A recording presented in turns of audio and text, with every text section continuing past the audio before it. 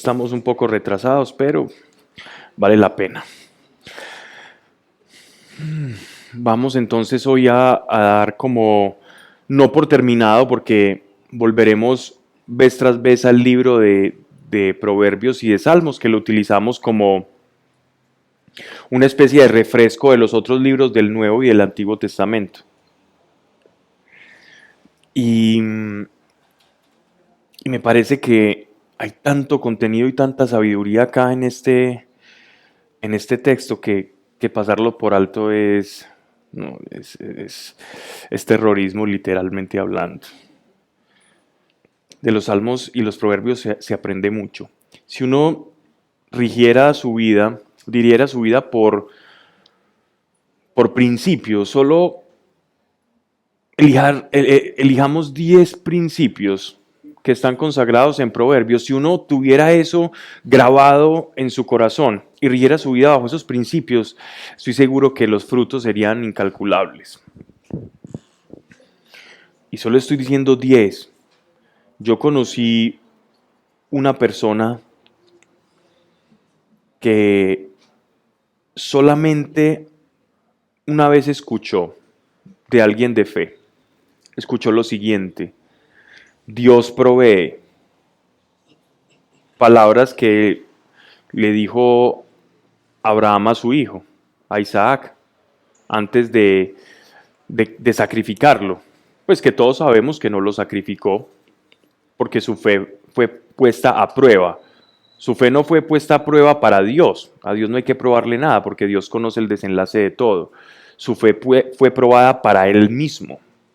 Esa fue la prueba de fe. Todos en algún momento pasamos por una prueba de fe similar. Una prueba en la que nos toque sacrificar a nuestro Isaac. ¿Y qué es un Isaac? Es un ídolo. Y un ídolo puede ser un hijo, la pareja, un trabajo, un statu quo, algo que yo no quiera perder, algo que esté por encima de Dios. Eso es un ídolo. Y algo bueno puede ser un ídolo. No necesariamente el amor al dinero es un ídolo. Es uno de tantos. Algo bueno, un afecto puede ser un ídolo. Sin embargo, deja de serlo cuando Dios está por encima de aquello con lo cual yo tengo ese apego. Cuando Dios está por encima de eso, ya no existe la idolatría, porque todo está por debajo de Dios. Entonces la idolatría ya no está en el corazón, y eso fue lo que Dios derrumbó en el corazón de Abraham. Para ya que fuera un hombre completamente maduro en la fe, derrumbó el ídolo que era el afecto a su hijo y probó su fe, pero lo probó para él, o sea, para Abraham. Y conocí a esta persona que solo escuchó una vez a alguien de fe decir, Dios provee, y sin conocer todos los principios que hay consagrados en la Escritura, decidió vivir su vida bajo el amparo de esa palabra, Dios provee. Y era bastante interesante observar la vida de este personaje, porque se le ocurrían las cosas más disparatadas. Salir corriendo a otra ciudad, después que salir a otro país, después que no, que tengo que ir a este otro lugar. Y siempre salía sin provisión, sin capacidad, incluso sin visa, la conseguía, le llegaba. E iba a estudiar una cosa y le salía trabajo allá. Decía siempre, ¿y cómo estás? No, tranquilo, Dios provee. Dios provee. Y solo se sabía eso. Y se lo creyó. Y si con un principio nosotros podíamos ver tantos, cuando digo nosotros porque era toda la familia quien veía eso, podíamos ver tanto resultado, ahora uno aplicando una decena de principios. ¿Qué nos pasaría si aplicásemos una decena de principios? Imagínate que tú vivas tu vida bajo el amparo de saber que Dios provee, pero no solamente eso, sino saber que a cada día le basta su propio afán.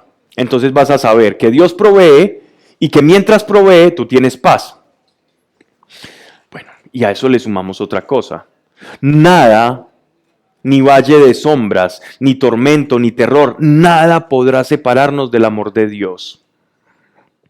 Entonces, si tú ya sabes que Dios provee, que nadie ni nada te va a separar, ninguna circunstancia del amor de Dios, solo con esas tres cosas ya tienes para tener una vida plena. El problema es creerla, ¿ya? Porque no se ve. La providencia de Dios se ve en la experiencia, en la práctica. En la medida en que la practicamos y la experimentamos, vas a saber, ay Dios, ¿verdad que tú sí provees? Yo confío en que provee y cuando llega la provisión tú dices, Señor, Dios, tú provees. Y cuando estés pasando la necesidad, porque la necesidad siempre va a llegar, mientras tengas carne, huesos, ojos, oídos y un cuerpo físico, la necesidad siempre va a llegar a tu vida. Somos seres necesitados por naturaleza, frágiles. Para que algo sea frágil, para uno decir de algo, de una cosa o de una persona que es frágil, es cuanto más necesite para subsistir. La fragilidad es la no capacidad o la incapacidad de depender de nosotros mismos. La vulnerabilidad y la fragilidad es la necesidad de depender de. Pero en el cristiano, la fortaleza está en la dependencia de aquel que no tiene nada para depender de, que él mismo se basta en sí, que es Dios. Por eso el apóstol Pablo, lleno del Espíritu Santo, nos afirma lo siguiente. Él dice, en mi fragilidad, o sea, en la dependencia que tengo de Dios, está mi fortaleza. Mi fortaleza está en que yo no dependo de mí, sino que dependo de alguien que no tiene que depender de algo más. Y en eso yo me hago fuerte. Ese es el valor del apóstol Pablo. Ese es el valor de esas palabras en las que él confiaba. Entonces, vamos a tener necesidad, sí, en cuanto somos frágiles. Pero aquel que es frágil y sabe que algo más grande lo sostiene, va a ser fuerte. Y no importa la necesidad que pase, va a hallar fortaleza en virtud de aquella certeza que lo sostiene, que es saber que Dios está siempre ahí. Y debe ser nuestra forma de caminar. Problemas todos los que quieran, todos. Problemas con la pareja, problemas con los hijos, problemas con la economía, problemas con la situación política del país, problemas logísticos en el trabajo, problemas con tus suegros, problemas con la suegra, problemas con tus amigos, problemas con las personas de la iglesia. Estamos supeditados a eso, porque somos frágiles y necesitados. Pero si tú logras hacer que Dios sea el eje, el centro de gravedad de tu vida, vas a poder decir, en mi debilidad no me voy a excusar, en mi debilidad no me voy a hacer más débil, sino que en mi debilidad me voy a fortalecer. ¿Cómo? Dependencia de Dios. Ahí está la fortaleza del creyente, cuanto más dependen de Dios. Miren que ciertamente cuando nuestro Señor envía a sus discípulos, ya vamos a orar, simplemente esto es un preámbulo a la oración. Es la salutación. El principio por el cual nuestro Señor de autoridad les dice a sus discípulos, salgan y expulsen demonios en mi nombre y sanen personas. Se van de dos en dos y ustedes van a ir por cada ciudad, por cada población, a contarle a las personas que el reino de Dios se está acercando, que el reino de Dios ha llegado.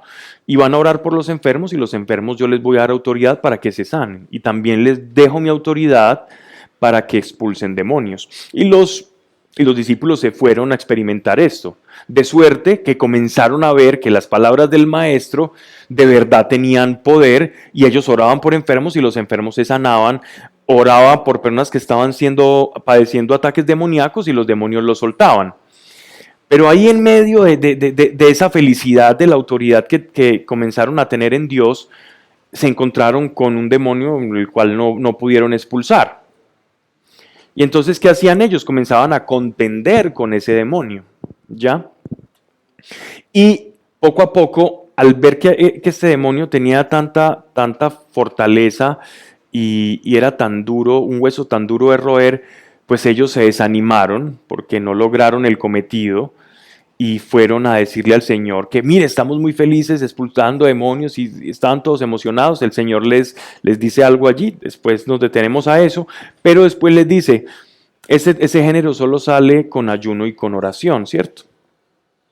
Y esta palabra es muy importante, solo sale con ayuno y oración, porque frecuentemente ha sido utilizada en los círculos espirituales, en los grupos de oración, en muchas prédicas, el que la batalla espiritual es pelear con los demonios, es combatir con los demonios, es ver quién tiene los dientes más afilados, quién es más fuerte. Y el combate o la lucha espiritual no se trata de eso, se trata de quién dependo yo más.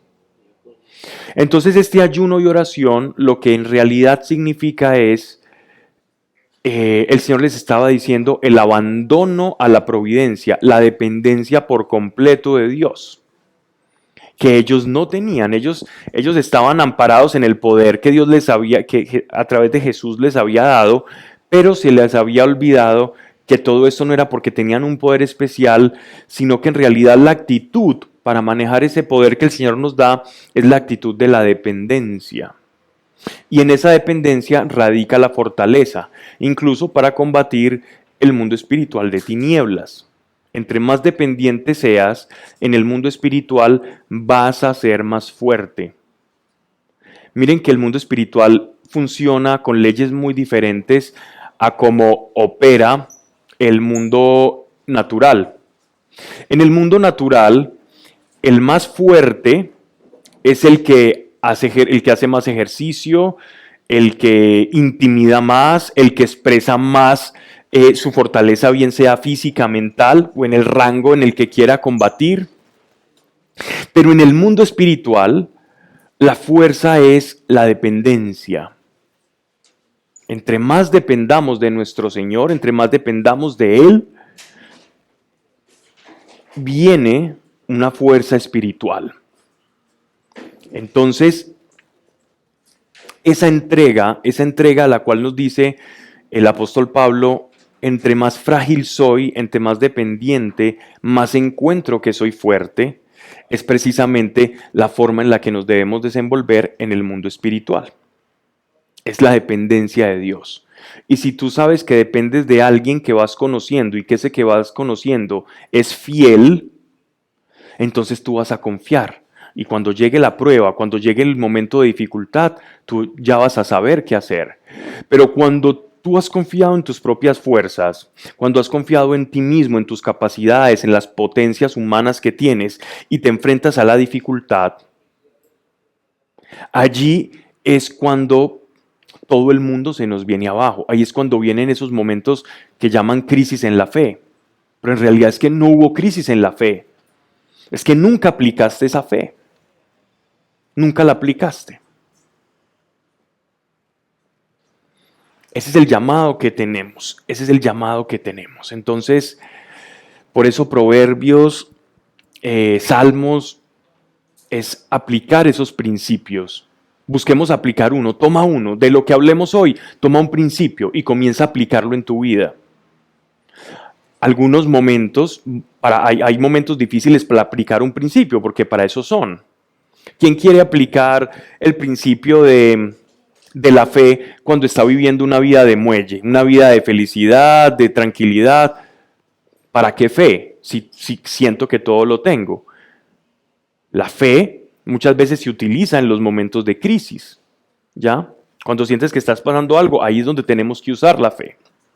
Entonces comencemos a utilizar esos principios. Grábate uno, haz esto práctico en todas estas charlas que vamos dando y que vamos leyendo la Biblia, la palabra de Dios. Vamos leyendo, tú ponte en modo buscador de principios. Voy a encontrar un principio acá, lo voy a grabar y lo voy a intentar practicar. Seguramente, si tú eres como yo, que no eres muy juicioso, se te va a olvidar ese principio, lo practicarás 3 días y después se va como difuminando en los recuerdos, en las cosas por allá. Pero cuando veas que ese principio comienza a producir resultados, lo vas a seguir practicando y créeme que los demás lo van a ver. Los demás van a ver cuando practicas un principio, así como nosotros vimos a aquel que decía Dios provee. Tanto lo decía y no lo decía como una muletilla, realmente lo vivía y Dios siempre le ha proveído todo. Gracias, Padre, por este momento. Bienvenido eres a este lugar. Gracias, Señor, por tu paciencia y tu amor para con nosotros. Dios, que nadie que haya llegado acá, Señor, con tristeza, con abatimiento, con dificultad, porque somos frágiles, regrese a casa igual. Porque tú has llamado personas y a cada persona que viene acá ha sido seleccionada por tu mano. Y no es casualidad que quien haya llegado acá esté por azar o por caos o por casualidad, Señor, sino porque sabemos que tú le has llamado. Ya nos has mostrado esto. Ya me has hablado de eso. Cada persona tú la has señalado, la has escogido para producir frutos. Gracias, Dios, ayúdanos a poder servir a los demás de la forma en que tú deseas, Señor, en que tú anhelas que así sea, para que tu reino se pueda extender, no en palabras, sino en acciones. Padre, que no se diga aquí cosa alguna que no esté de acuerdo a tu voluntad, que este lugar sea de tu beneplácito, Señor. Amén. Muy bien, entonces vamos a leer este proverbio. Me corrigen si ya lo hemos visto, porque como yo los voy tomando por parte y ya he dado como 3 ciclos de proverbios, entonces puede que lo hayamos tocado. Igual nunca es igual. Vamos a ver el proverbio capítulo 16 o proverbios 16. ¿Ya lo hemos visto o no? Pero qué seguridad. Muy bien.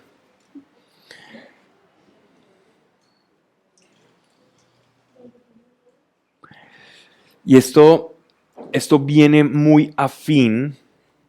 Esto viene muy afín a lo que nosotros hemos venido enseñando todo este tiempo. Del hombre es, versículo 1, del hombre es, Proverbios capítulo 16, versos del 1 al 33. Verso 1, del hombre es preparar la mente, pero Dios quien da la respuesta de la lengua. Por favor, otra traducción. El hombre son las disposiciones del corazón. Y es Dios quien dice. Mas de Jehová es la respuesta de la lengua. Muy bien. Muy bien. Otra. Muy bien. Es una expresión que nos va a ayudar. Ambas traducciones, la tuya, Joana, sí que más, nos matiza demasiado como el entender esta expresión. Pero voy a utilizar el término mente. ¿Listo? Me gustaría saber si de las que hemos leído hay otra diferente. El hombre propone y Dios dispone. Solo el mundo cree hacerlo mejor, pero Dios juzga las intenciones. El hombre propone, pero Dios dispone. Ese adagio lo han utilizado para la mujer también. Que efectivamente fue tomado de ahí, de esa traducción. Bien, vamos a sintonizarnos más un poco con esta traducción que les traigo acá, con la Nácar Colunga. No que las otras estén incorrectas, sino que nos facilitan tanto la interpretación que podemos perder de ciertas cositas que pueden ser profundas. Todas las traducciones son maravillosas. Pero como en este caso vamos a escudriñar y a exprimir el texto, entonces voy a usar esta versión que permite sacarle todo el extracto, todo el jugo. Del hombre es preparar la mente. ¿Qué quiere decir esto? Cuando dice el hombre es preparar la mente o el corazón o planear, por eso es que algunas traducciones nos facilitan a decir la planificación. Pero la palabra mente nos abre un panorama mucho más amplio, porque una de las funciones de la mente es la planificación, pero ojo, no es la única. Psicológicamente hablando, la mente se encarga de juzgar, de organizar, de separar, de planificar, de proyectar. La mente es la forma en la que nosotros le damos coherencia al entorno en que vivimos, ¿cierto? Es como la razón y el juicio de las cosas, la manera en que podemos movernos en este mundo.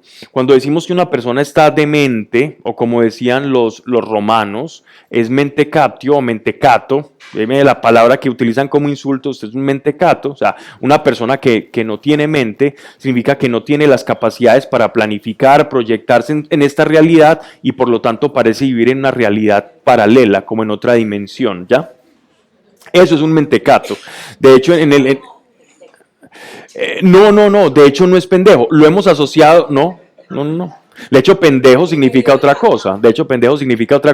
Si buscan en el diccionario, es otra cosa.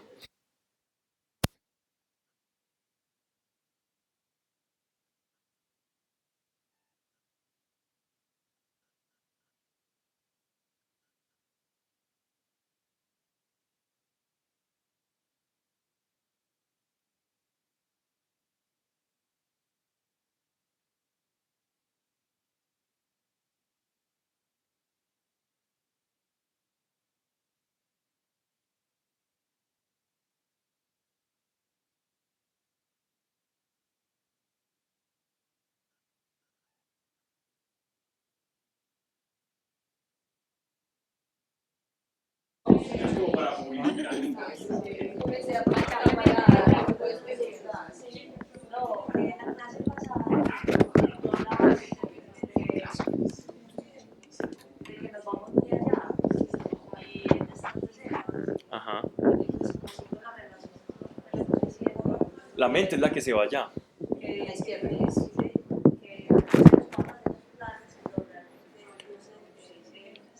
Ajá.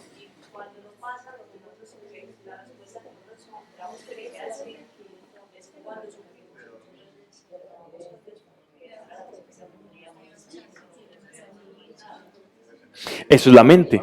Perfectamente, eso es la mente. Entonces dice, del hombre es preparar la mente.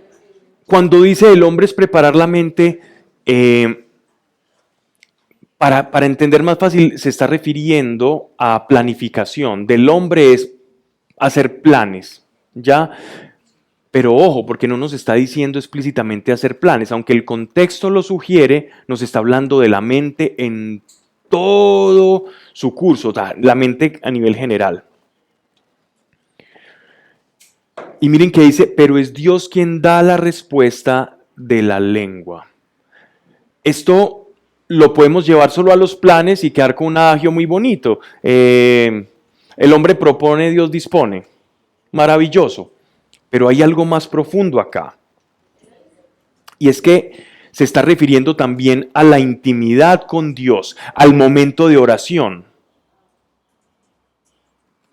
Hablábamos hace algún tiempo, año y medio, si mal no recuerdo, sobre la forma en la que nosotros oramos y cómo nuestra oración va cambiando y cómo muchas veces nosotros sentimos que no tenemos respuesta en nuestras oraciones y ocurre mucho, que no sentimos esa respuesta o nos sentimos alejados de Dios. Y muchas veces es por la forma en la que oramos, ¿ya? Porque oramos conforme a nuestros caprichos o a nuestra manera de leer la realidad. Entonces, por ejemplo, tú estás orando por una situación, tienes un compañero en el trabajo y tú sientes que ese compañero te tiene envidia. Y tú eres una persona muy devota de oración, muy fiel, que pasa mucho tiempo con Dios y te vas a tu cuarto, te encierras en el lugar secreto y dices, Dios, mira, es que, ¿cómo hacemos para que esta persona no me tenga tanta envidia? Muéstrale la realidad a esta persona, yo no quiero que albergue esos sentimientos en contra mía. Y Dios, que todo lo ve y escudriña el corazón, está, pero si esa persona no te tiene envidia. Pero lo que me estás pidiendo no es real. Tú estás teniendo un juicio sobre esa persona y me estás pidiendo algo que yo veo que no es real. Esa oración, ¿qué crees que va a ocurrir? Esa oración es hablar fantasía, es hablar todo lo que está en tu mente hacia Dios. Oh Señor, yo creo esto, tengo una percepción, me la creo sin haber ahondado, profundizado, buscado la verdad. Por eso hablábamos de que en la vida espiritual es indispensable tener una actitud de buscador de la verdad. Porque si yo no soy buscador de la verdad, mi oración va a estar mancillada, es decir, manchada. Todo el tiempo. Si yo no soy un buscador de la verdad, entonces mi oración va a ser una continua fantasía de todo lo que yo creo que me está pasando y Dios está viendo una realidad completamente diferente. Entonces, una actitud correcta para afrontar la oración es la búsqueda de la verdad. Entonces, a esto se refiere cuando dice del hombre es preparar la mente. O sea, nosotros somos los que tenemos que lidiar con eso, con la mente. Pero Dios quien da la respuesta de la lengua, ¿ya? Es decir, nosotros podemos tener todo esto, pensar una cantidad de cosas, elucubrar. La palabra elucubrar es similar a la de fantasear, a la de conectar ideas. Eso es elucubrar, conectar una idea con otra. Y esas ideas pueden estar más o menos conforme con la realidad. La idea es decirle a Dios, Dios, yo quiero que mi mente, mis ideas estén en mayor sintonía con tu realidad y con tu corazón, con tu manera de ver las cosas. Y de esa manera mi oración también va adquiriendo un matiz diferente y voy convirtiéndome en un ser más espiritual, en la medida en que voy caminando en la verdad. Del hombre es preparar la mente, pero Dios quien da la respuesta de la lengua. Busquemos entonces cuál es la respuesta o cuál es la mente de Dios. O del hombre es planear y de Dios es quien da el resultado. ¿Ya? Qué bueno no tener que vivir bajo este concepto, sino decir, Dios, yo quiero que tú me muestres tus planes. No saber que siempre tus planes se van a cumplir, sino que yo quiero adherir desde el principio a tus planes. Muéstrame cuáles son tus planes, enséñame. Y Dios te va a dar sueños, Dios te va a dar visiones, Dios te va a comenzar a inyectar en el corazón deseos por hacer cosas, por estar en lugares, por estar con personas, por hacer determinadas cosas que Él va inoculando en el corazón. Y cuando eso te comience a suceder, tú vas a decir, gracias Dios, porque tú cumples los anhelos del corazón. Y eso se va entretejiendo entre Dios y tu oración. Verso 2. Al hombre le parecen buenos todos sus caminos. En relación a lo que le estaba hablando, claro, porque el hombre juzga de acuerdo a su mente, no a la mente de Dios. ¿Y qué es un cristiano? Un cristiano es una persona que ha nacido del agua y del espíritu y que poco a poco va adquiriendo la mente de Cristo. Y si yo voy adquiriendo la mente de Cristo, entonces lo que planifica Cristo es lo que yo voy a planificar. Lo que quiere el Señor es lo que yo voy a querer. No porque te conviertes en un autómata, sino todo lo contrario. Porque el deseo de Dios es el deseo de tu corazón. Decía Santa Teresita de Lisieux que el buen Dios no pone deseos irrealizables en el corazón del hombre. Muchos de nuestros deseos profundos del corazón los ha puesto Dios y los ha permitido. Y cuando Dios cumple un anhelo del corazón, se siente maravilloso. Y ahí es cuando empezamos a caminar con gratitud. Pero al hombre le parecen buenos todos sus caminos es porque tenemos una mente no conforme a Cristo, sino conforme al mundo. Entonces, todo lo que yo pienso y juzgo lo veo como bien. Yo veo a alguien, leo la expresión en el rostro y digo, esta persona le caigo mal, esta persona me cae mal. Y en realidad estoy haciendo un juicio completamente vano. Un juicio completamente vano.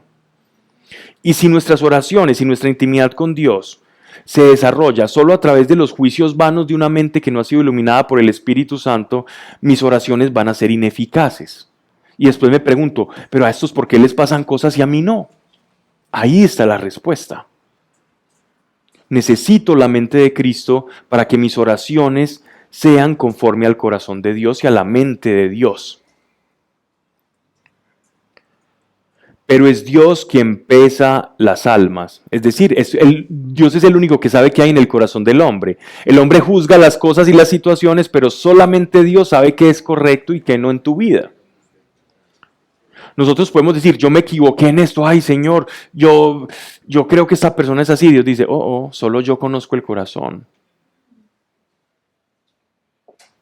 Somos muy prontos para el juicio, muy prontos. Y rara vez acertamos en nuestro juicio. Si decimos, piensa mal y acertarás, es porque tenemos todos una inclinación a hacer lo malo, ¿no? Pero en realidad solo Dios conoce el corazón, lo profundo del corazón. Y nos ha dejado muchos ejemplos en la Biblia. Dice, miren esto tan precioso. Jesús vivía bajo todos los principios que están consagrados en la Escritura. Todos los vivía Él. Y su enseñanza, la enseñanza de Jesús, ninguna cosa de la que Él enseñó, ninguna, estaba por fuera de las Escrituras. Jesús no vino a enseñar una cosa diferente. No vino a enseñar una cosa diferente. Vino a desenvolver lo que ya estaba acá. Lo que habían vuelto una doctrina férrea, dura, difícil y como un yugo, que era una carga muy difícil para cumplir, el Señor la desenredó y la explicó en unas palabras muy sencillas para que todos entendiéramos. Moisés dio la ley a través de una piedra y Jesús nos mostró el significado de la ley a través del amor y a través de los actos. Esa es la gran diferencia entre Jesús y Moisés, entre la ley y la gracia. La una escrita en piedra, la otra tallada en actos. En actos. Jesús no escribió nada.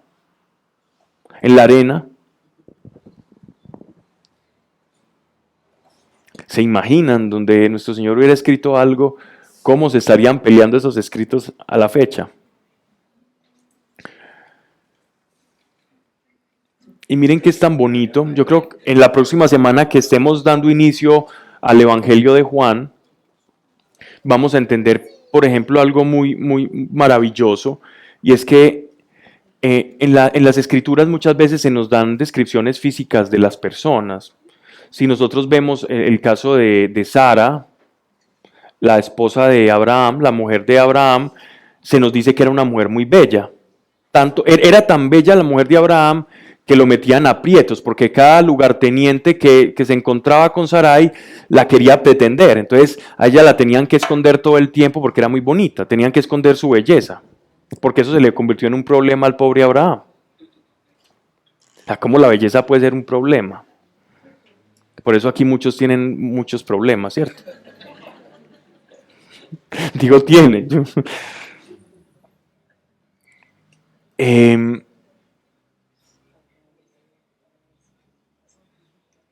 No sé por qué iba a lo que estaba diciendo.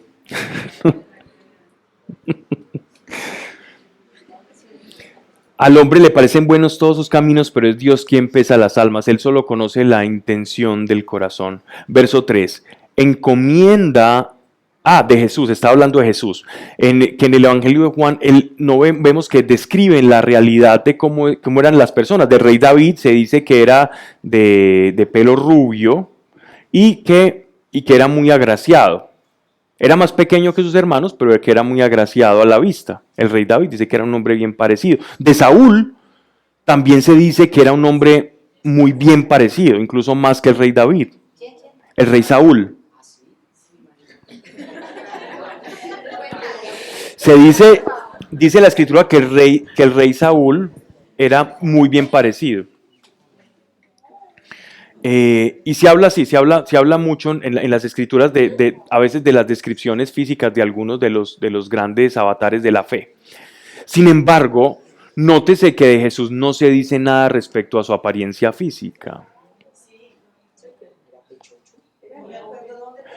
En Isaías, pero no, en Isaías dice que no era agradable a la vista, pero se dice en un contexto profético. Es decir, se dice como aquel que fue molido por nuestros pecados, en el cual no se hallaba, no era agradable a la vista, su rostro destrozado. Pero esa descripción no hace referencia después de estar apoyado. Hace referencia al siervo de Yahvé, a la pasión, ¿ya? Pero en los evangelios, en ninguno de los evangelios hace referencia a su tez física, a su apariencia. No. ¿Saben por qué? Pero eso tiene un significado, porque si nos describieran cómo era muy fácil dibujarlo y los cuadros, no se dice que tenía barba, se asume que tenía barba porque los hombres en esa época, si se afeitaban, era problemático, era símbolo de pecado. Decía un padre de la iglesia en el siglo IV que la barba es al hombre como la melena al león, vaya, motile un león a ver cómo queda.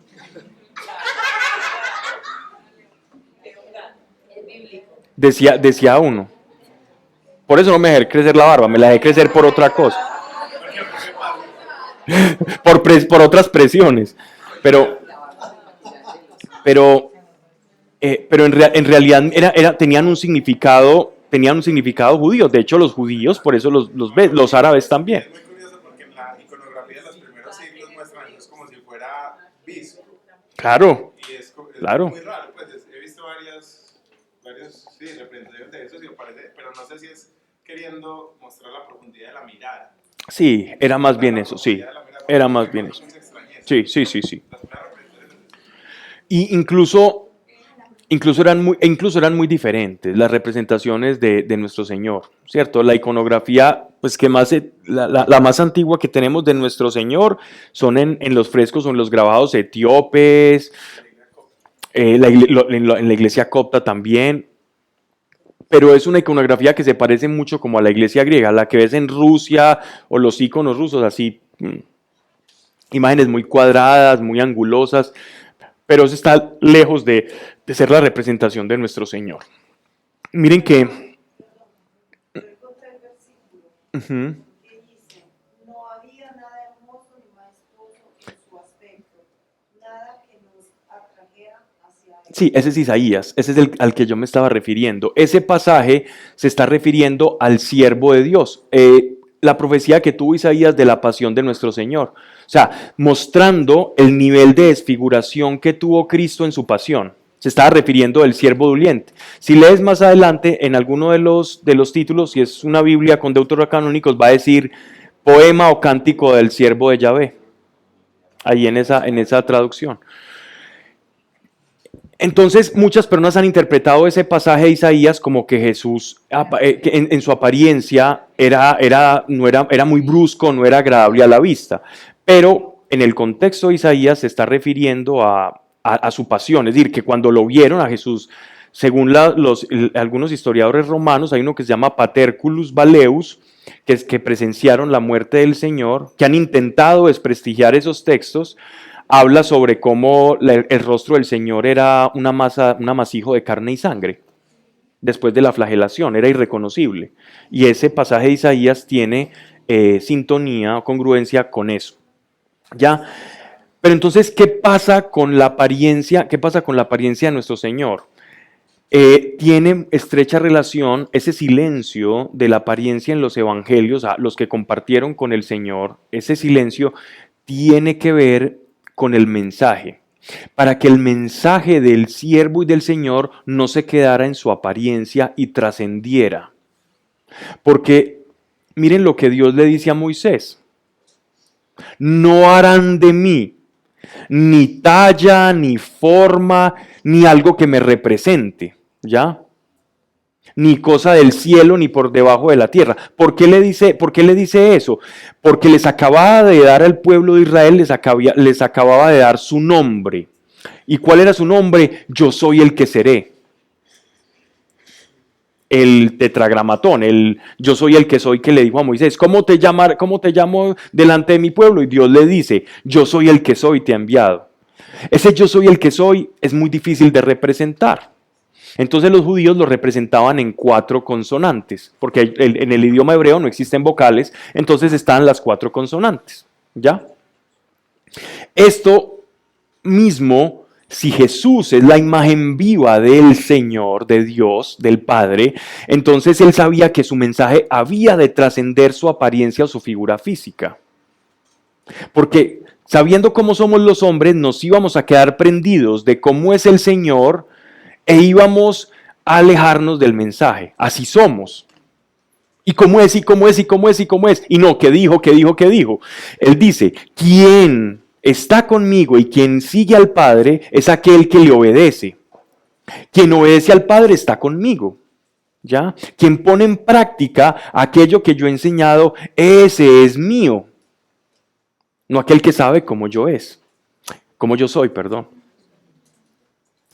Esa es algo que vamos a entender un poco en el Evangelio de Juan.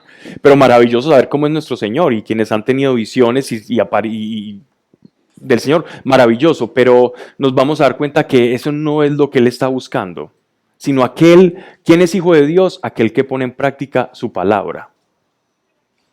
Pero por ejemplo, ahorita que decías que mencionaste que no hay batallas ni nada, y hay, digamos, que tantas imágenes y todo, y por ejemplo, Cristos, y que la gente compra, eso no está bien. No es que no está mal. ¿Qué pasa? Dios fue muy claro, porque en el Antiguo Testamento, de hecho, existía algo que se llamaba en la cultura cananea, sumeria, babilónica, de los hititas, egipcia, a ver, sigo buscando, asiria. Toda esa parte del fértil creciente, todo lo que es Mesopotamia, también todo lo que es como el ingreso hacia Europa, lo que ahora es Turquía o Anatolia, y lo que es el sur de Israel, que es Egipto, toda esa parte, y los griegos también, por supuesto, conferían poderes especiales a las estatuas de las deidades. A estas estatuas de las deidades se les llamaba los dioses familiares. Entonces cada familia tenía una estatuilla que representaba al dios al que el padre le ofrecía culto y el que los ancestros, y eso lo guardaban como un tesoro, ¿ya? Y mire, por ejemplo, que en el libro de Génesis, Sara llevaba unos dioses familiares. Cuando leamos el libro de Génesis lo vamos a ver. Unos dioses familiares, y Dios le muestra que eso estaba interponiéndose, porque eso no era sano para él, porque él les estaba empezando a revelar que él era Dios y que todos esos dioses eran falsos, y esos dioses había que eliminarlos.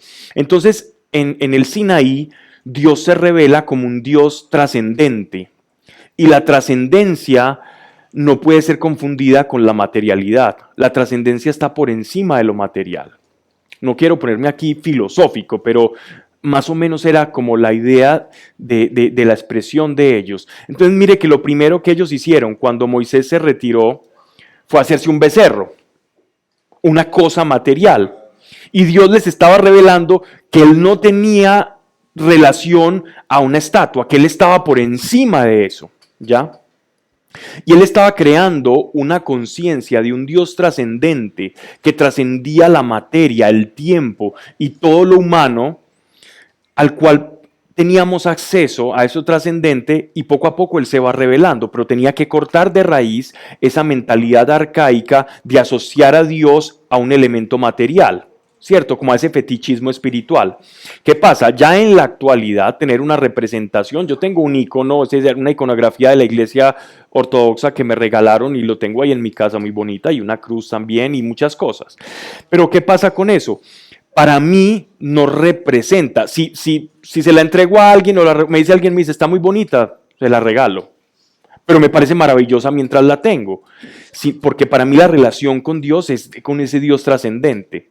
Y lo material no me opaca, o no hago fetichismo de lo material como si Dios estuviera ahí. Eso está incluso en el catecismo de la Iglesia Católica, donde hablan de la adoración versus la veneración. La veneración es algo que me da recordación o me hace imitar o imitar las virtudes de algo. La idolatría o la adoración es cuando yo comienzo a atribuirle a ese objeto como tal las facultades de la deidad o las facultades de Dios. Ahí sí hay un problema. Ahí sí hay un problema. Personas que no son capaces de salir, y las conozco, de la casa sin una estampa, sin un artefacto, y si les falta, entonces sienten que ese día les va a pasar algo. Ese día van a pasar por debajo de una escalera, van a ver todos los gatos negros y se van a caer en alta mar. Ese día el avión va a fallar. Ahí hay un problema y una crisis de fe y no comprender el Dios trascendente. Entonces, nosotros en contexto podemos poner la magnitud de esto, ¿vale? Entonces, no es que esté mal, es el lugar que ocupa en mi corazón un elemento. Si ese elemento supera a Dios, estoy mal en mi fe, porque le estoy atribuyendo a un elemento las facultades que solo un ser trascendente puede tener. ¿Podemos bendecir objetos? Sí, pero tenemos que saber de dónde viene la bendición. ¿Podemos bendecir lugares, casas? Sí. Cuando decimos la paz sea en esta casa, esa es una bendición, es la bendición que el Señor nos llegó. Él dijo, ustedes llegarán a un lugar, se quitarán las sandalias y donde quiera que ustedes pisen, allí declararán la paz. ¿Qué es la paz? Que Dios ha llegado a ese territorio. Y donde quiera que ustedes lo rechacen, ustedes sacudirán el polvo de las sandalias y el mensaje que ellos rechazaron los juzgará. O sea, no recibieron la paz, no decidieron estar con Dios, que esa es la paz, es que Dios esté en un lugar, y que Dios esté en un lugar, esa es la mayor bendición. Bien, ok. Encomienda a Dios todos tus afanes y se te lograrán tus pensamientos.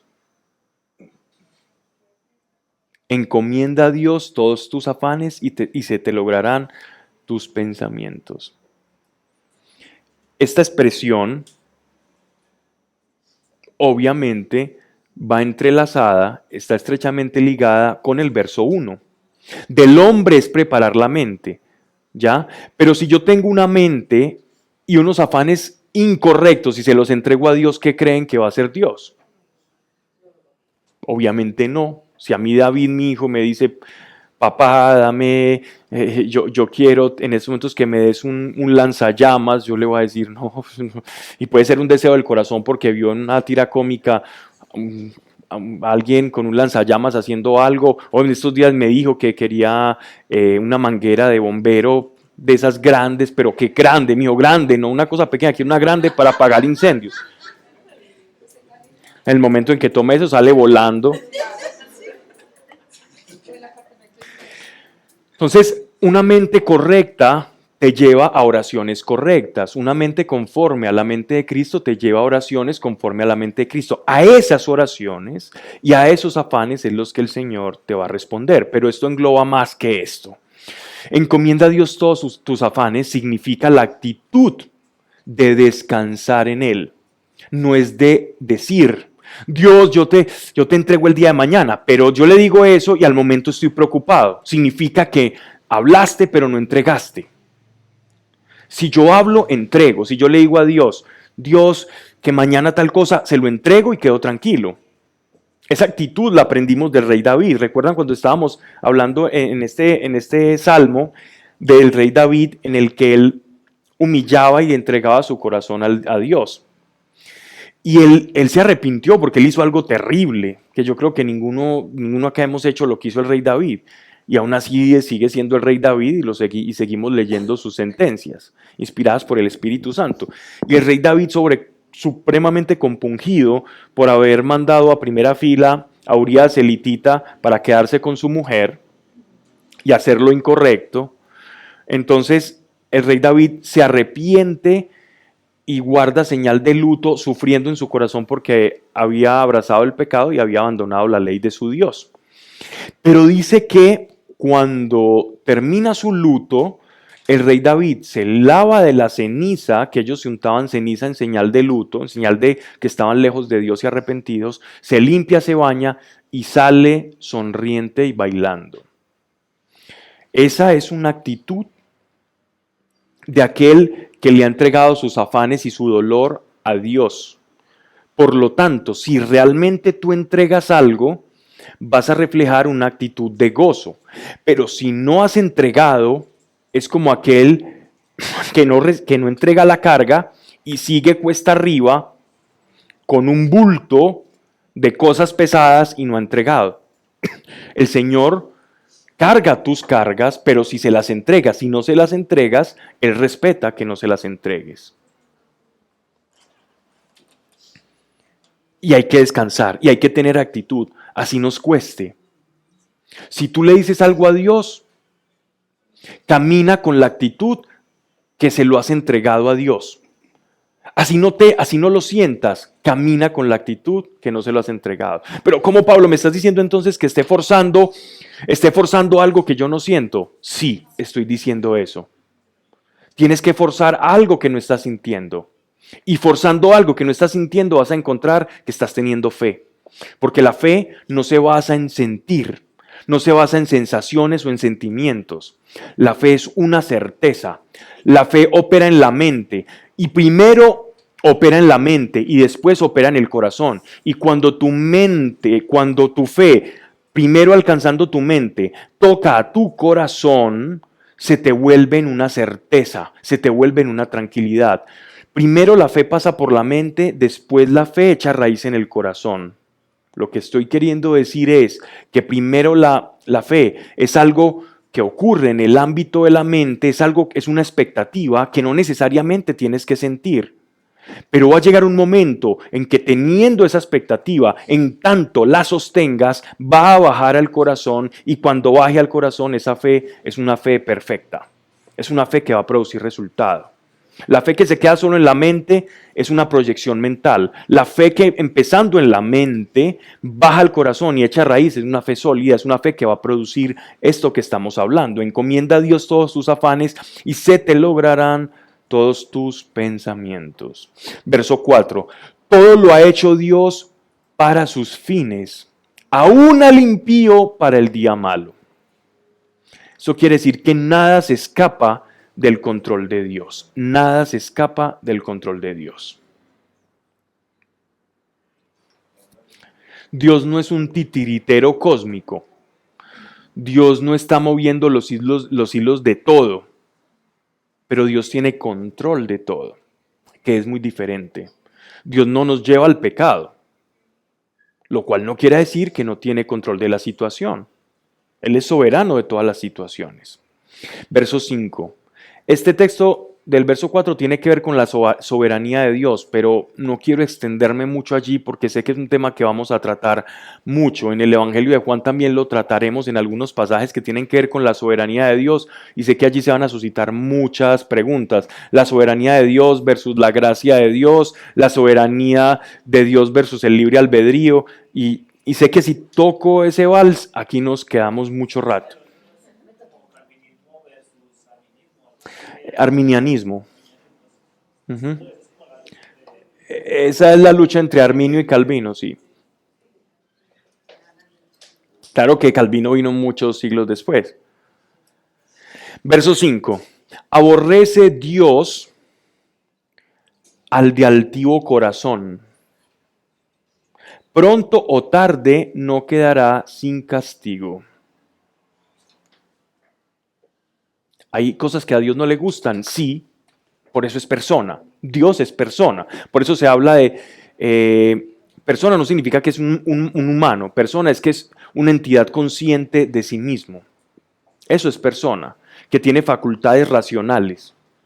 Una persona es un ser consciente de sí mismo con facultades racionales. Dios está por encima de todo eso, pero tiene cosas que agrada y desagrada, en tanto que es persona. Dice que aborrece al de altivo corazón, es decir, a él le repulsa eso. ¿Qué es la altivez de corazón? Es lo mismo que la soberbia, orgullo. ¿Qué otro adjetivo, qué otro calificativo podemos darle? Adjetivo no, otro. Prepotencia. Pablo pregunta qué es autosuficiencia tan arrogante. Autosuficiencia es caminar en una mentira. Es una persona frágil creyéndose fuerte, es vivir engañado. La autosuficiencia no existe. Pero también, autosuficiencia también entra ahí. La autosuficiencia en realidad nadie es autosuficiente, nadie. Sí, es que yo soy autosuficiente, sí. Ni siquiera una nación es autosuficiente. Miren lo que ocurre con el fenómeno del conflicto Ucrania-Rusia, allá en Europa del Este. Miren lo que está ocurriendo allí. Nos damos cuenta de que la cadena de suministros a nivel mundial es supremamente frágil. Los grandes productores de trigo, el petróleo, todo se encarece. Sí, eso es autosuficiente. El día en que te quedes sin señales de celular, entonces autosuficiente. Dependes de otros para vestirte. Dependes de que otros hagan su trabajo para que puedas tener comida en la mesa. Somos completamente dependientes. Sí, yo pago mis cuentas. Ah, sí. Espera que haya una hiperinflación a ver si las puedes pagar. Sí, es que mi casa es mía. ¿Es tuya? Tú pagas algo que se llama impuesto predial. Sí, yo lo pago cumplido porque soy autosuficiente. Ah, entonces no es tuya porque estás pagando un impuesto por la tierra. O sea, cuando tú dices, es que yo tengo mi casa es propia, eso es falso. Y no nos damos cuenta. Nadie en este país tiene una casa propia, ni un apartamento propio, porque tienes que pagar un impuesto por tenerlo. Y el día que lo dejes pagar, te lo quitan, lo cual determina que nunca fue tuyo. No somos autosuficientes, ni siquiera somos dueños de las cosas que decimos ser dueños. El día que no pagues los impuestos del carro, o puedes rodar en él. Te para y te dice, Una propiedad privada supremamente relativa. ¿Por qué Dios aborrece al de corazón altivo? ¿Por qué? Porque la altivez de corazón es caminar en el engaño más grande. La soberbia no es porque Dios diga, mira como se cree y no es nada. Dios no ve así, así ve uno. Mira quién se cree y no es nada. Así ve uno, así raja uno de los demás. ¿Quién no se ha visto sorprendiéndose a sí mismo pensando, mira, quién se cree? Todo el tiempo uno ve un político diciendo, no, ¿quién se cree? O ¿quién se cree? El jefe, ¿quién se cree para decirme esto? O ¿quién se cree para decirme esto? Mi papá, ¿usted quién se cree para decirme esto? Pues su papá. Pero Dios no mira la altivez del corazón como nosotros la vemos. Dios mira la altivez del corazón, según su palabra, como aquel que está caminando engañado en la mentira. Y Dios aborrece la mentira. La humildad es la verdad. El orgullo, la soberbia es la mentira. El orgullo es creerte algo que no eres. La humildad es saber lo que eres. Es decir, lo que eres es saber cuánto sabes, es saber hasta qué punto puedes llegar. Eso es humildad.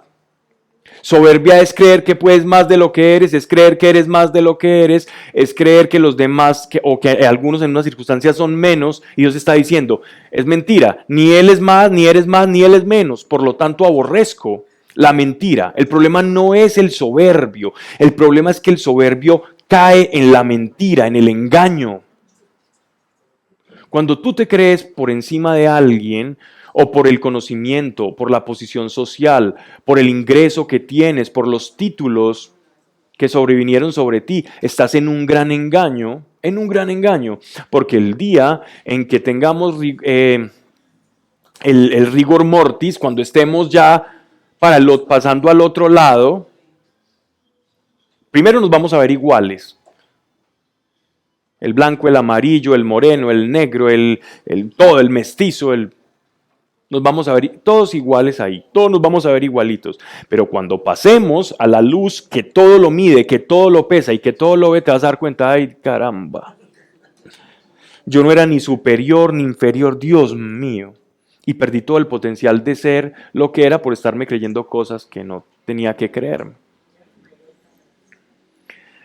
Por eso Dios aborrece al altivo, no a la persona, sino la actitud de la mentira en la que está cayendo.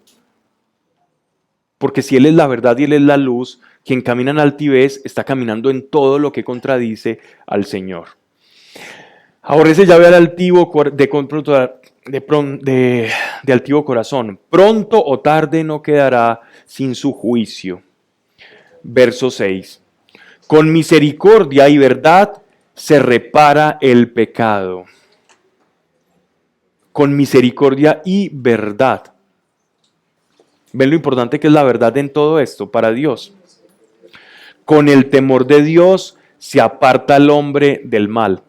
Este texto parece este proverbio, yo en mi Biblia, y no sé por qué no lo tengo resaltado,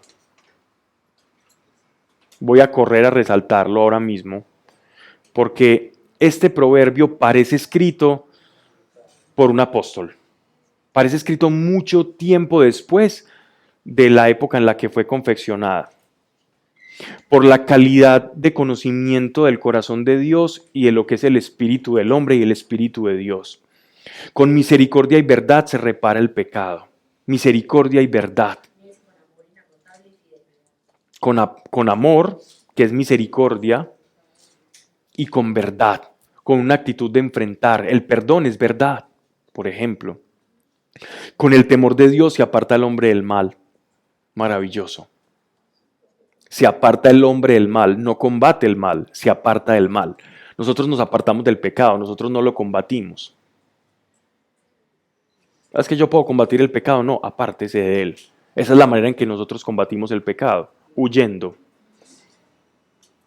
Verso 7. Cuando los temor de Dios, ya hemos hablado mucho sobre qué es el temor de Dios, entonces por eso voy a pasar de largo. No confundir temor de Dios con terror a Dios, eso es nada que ver. El temor de Dios no significa, Dios, qué miedo, es que mis padres me decían, qué cuidado, se va a ir al infierno, eso no es temor de Dios. Temor de Dios es el temor que les hablaba alguna vez del niño que se pierde en medio de las personas o en un supermercado o en grandes aglomeraciones, se pierde de la mano de sus papás. Temor a perderse de la mano del papá, es ese temor. Porque sé que me va a ir mal si no estoy al lado de la fuente que me suministra mi seguridad. Cuando los caminos del hombre, verso 7, son gratos a Dios, aún los enemigos se concilian. Es decir, si estamos caminando en el propósito del Señor, es que este versículo es maravilloso, aún aquellos que nos reñían van a terminar moviéndose por el plan de Dios en nuestra vida. Aún estemos caminando en veneno de áspides, serpientes, culebras, alacranes o cucarachas, si estamos en el plan de Dios, aún esas cosas se van a sintonizar y se van a afilar como soldaditos al plan de Dios que tiene con tu vida. Aún tus enemigos van a terminar siendo parte del plan de Dios con tu vida y nada se va a escapar. Verso 8. Mejor es poco en justicia que muchas rentas en injusticia. Esto se aplica mucho como a nuestra idiosincrasia aquí en América Latina, en la que queremos ese dinero fácil, ¿no? Que en realidad no termina siendo fácil. Quien va en pos de ese dinero se da cuenta de que no termina siendo fácil. Es mucho lo que tienen que sacrificar. Mucho. Y yo creo que esto no tiene mayor explicación. Mejor es poco en justicia que muchas rentas en injusticia. Dejémoslo ahí, que el texto hable por sí mismo. Verso 9. Traza el corazón del hombre sus caminos, pero es Dios quien dirige sus pasos. Con eso termina la sentencia como redondeando la idea de la providencia de Dios. Y quien camina con Dios, ¿cierto? Y quien tiene una mente renovada por Dios, que es el versículo 1, del hombre es preparar la mente, pero es Dios quien da la respuesta de la lengua, se complementa y cierra como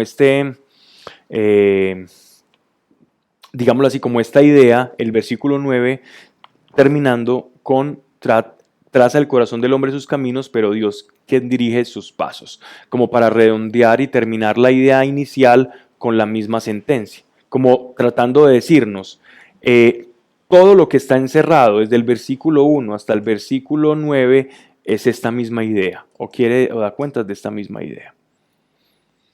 Verso 10. Un oráculo o una profecía, no sé en sus textos si en todas las Biblias o traducciones que estamos siguiendo dice oráculo. Sentencia, un oráculo es una sentencia, pero de Dios.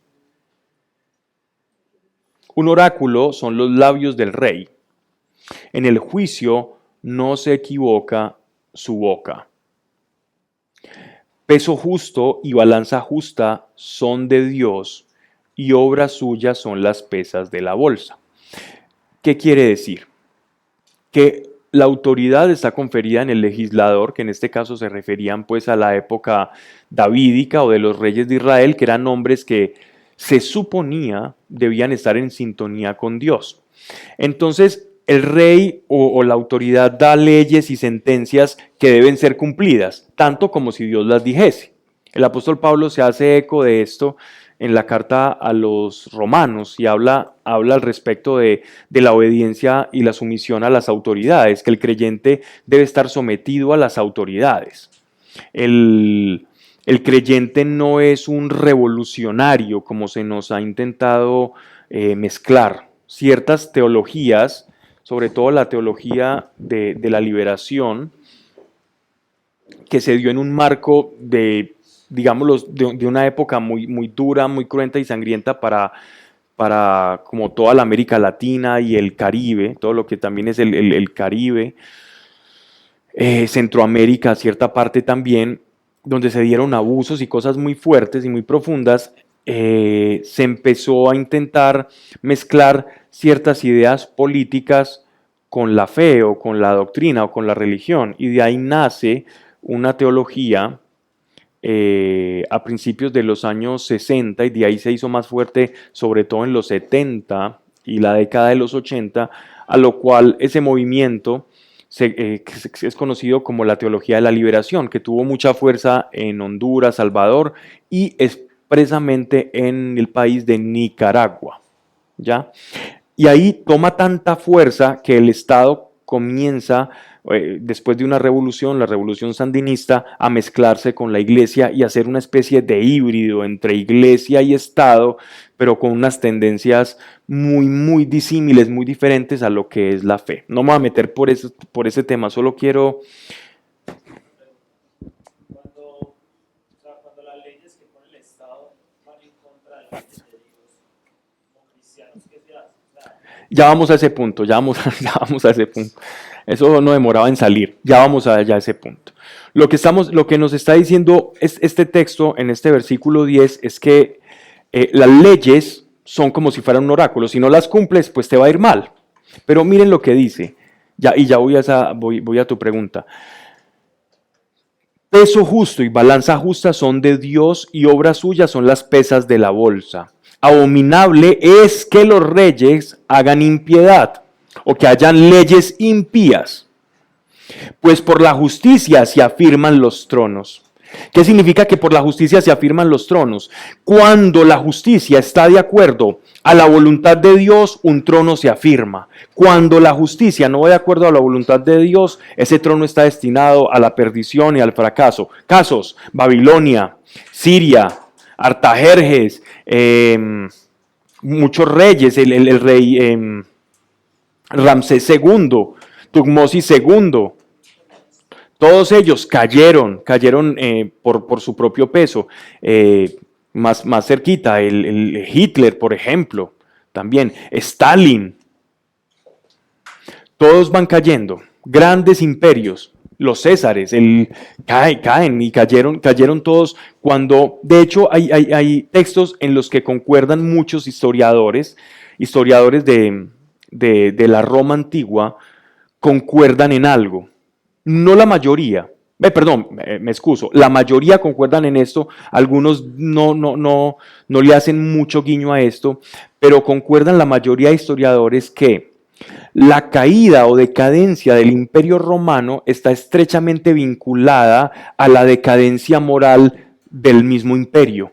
Y estamos hablando de historiadores ateos, pero asumen que la degradación moral de las costumbres romanas, que cada vez iban creciendo exponencialmente, para no utilizar la palabra de la vez pasada, iba creciendo exponencialmente esa depravación de Roma y sus costumbres. El imperio poco a poco se iba fraccionando, dividiendo y cayendo. Y aquellos que gobernaban iban perdiendo la credibilidad poco a poco, cada vez hasta tal punto que los vacíos de poder en Roma los iban llenando uno y después el otro y se iban quitando, se envenenaban y terminó dividiéndose el imperio romano.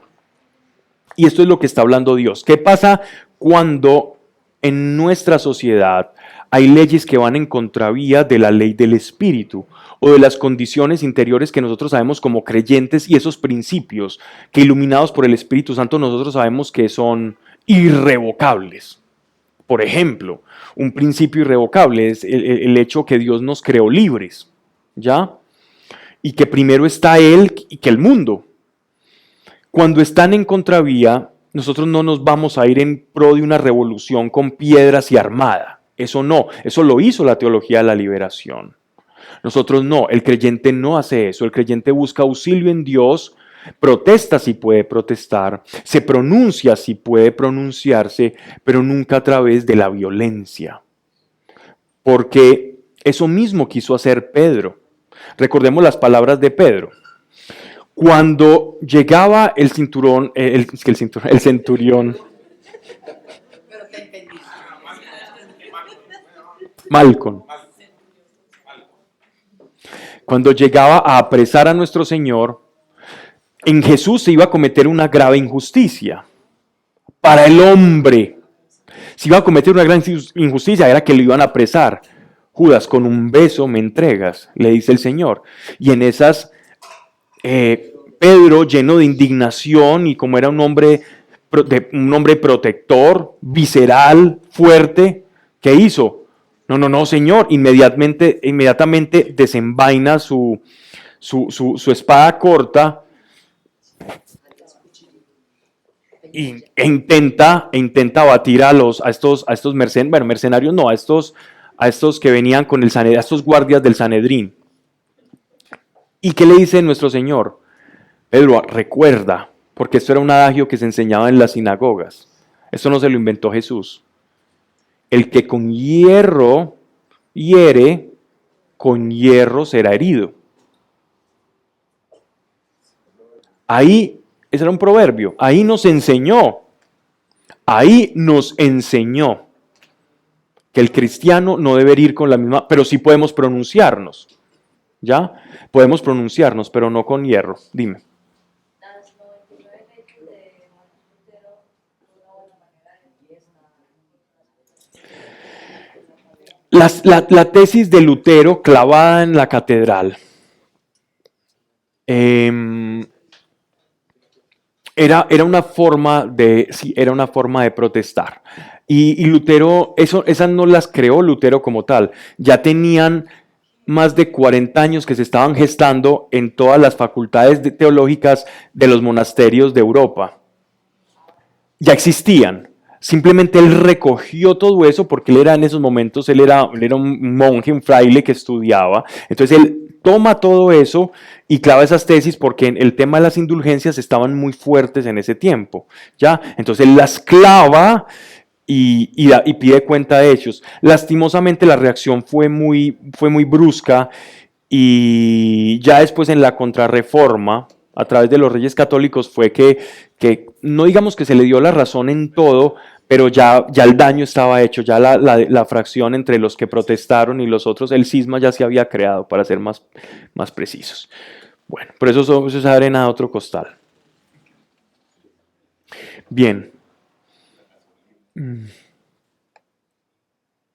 Dice, entonces, ¿cómo debemos actuar de nosotros? Sí, con indignación y nos debemos oponer a eso, pero va a llegar un punto en que no vamos a poder vivir en un lugar donde las leyes vayan en contra de nuestros principios. Por ejemplo, hay lugares en los que el Estado es dueño de los hijos. Y un creyente no puede permitir que el Estado se adueñe de los hijos, porque Dios nos encargó los hijos para que los formáramos y los edificáramos en la fe, en el amor, no para que el Estado sea dueño. El Estado no puede arrogarse el derecho a ser dueño de su nación, de su población. Eso es impensable. Y hay estados que hacen eso. Yo no podría vivir en un estado que haga eso. O por lo menos vivo como esa ley, no la cumplo. Y si el Estado dice, entonces le va a quitar el hijo, yo ya estoy preparando balserito, y me voy a otro país, ¿cierto? O lucho y termino como mártir si es mi llamado, ¿no? Pero eso cada vez, si nos damos cuenta, eso está pasando. Cada vez las leyes van más en contravía de la ley de Dios. Y para nosotros como iglesia vivir como ovejas en medio de lobos cada vez es más difícil, porque ya los lobos tienen más poder, los dientes más afilados y ya no estamos como tan entremezclados. Ya se nos está empezando a reconocer como un problema. Ya no somos parte de la nación y la solución, sino que ya los creyentes vamos siendo como el problema para que ciertas leyes no se den. Sí, por mencionar alguna.